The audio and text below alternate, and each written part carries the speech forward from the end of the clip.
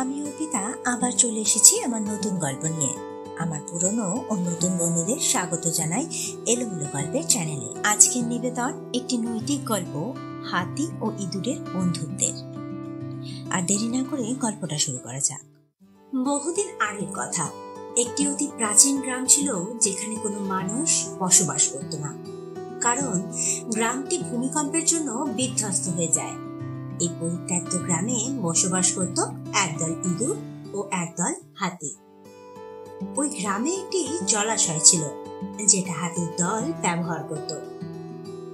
জলাশয়ে যখন গ্রামের রাস্তা দিয়ে হাতিরা যেত তখন হাতির পায়ের তলায় পড়ে অনেক ইঁদুর মারা যেত, যা এক প্রকার দৈনন্দিন সমস্যা হয়ে দাঁড়ায় ইঁদুরদের কাছে।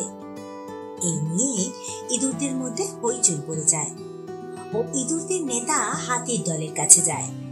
ইঁদুর নেতা হাতির দলকে অনুরোধ করে যে তারা যেন জলাশয়ে যাওয়ার জন্য আলাদা রাস্তা ব্যবহার করে, এবং হাতির দল সেটা মেনেও নেয়। এছাড়া ইঁদুর নেতা আরো বলেন যে হাতিদের কোনো বিপদে ইঁদুর দল অবশ্যই তাদের রক্ষা করবে।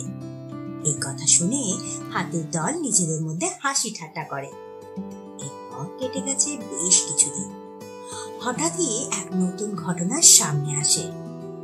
ইঁদুর দল শুনতে পায় যে হাতির দল বনের মধ্যে চোরা শিকারী দলের ফাঁদে পড়েছে। এই কথা শুনে ইঁদুর দল চলে যায় হাতিদের সাহায্য করতে। ইঁদুর তাদের ধারালো দাঁত দিয়ে আটকে পড়া হাতিদের জাল ও দড়ি কেটে দেয়, ফলে হাতিরা মুক্তি পেয়ে যায়। এরই সঙ্গে হাতির দলের নেতা ইঁদুরদের ধন্যবাদ জানায়।